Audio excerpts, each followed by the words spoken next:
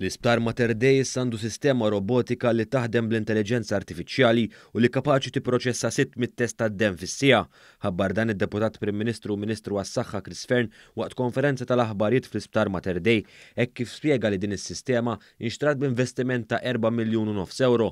Fil-fatt il-Ministru Fern spjega kif ta' kuljum fil-laboratorji tal-Isptar Mater Dei isiru mal-50,000 test, dan fil-waqt li fid-Dipartiment tal-Hematoloġija biss isiru mal-2300 test kuljum. Bekk tenna li din is-sistema ġdida se tkun kruċjali biex twettaq iktar testijiet iżda mhux biss.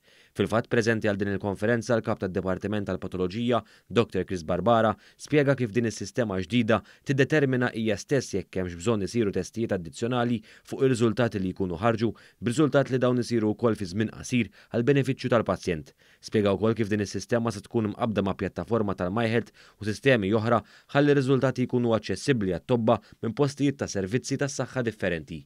Dal-makkinarju kollu li għandi warajja huwa mqabbad kollu mas-sistema ta' software li t-tabib jekk hux qiegħed fil-klinika fl-emerġenza, fl-outpatients, fil-klinika fiċ-ċentri tas-saħħa.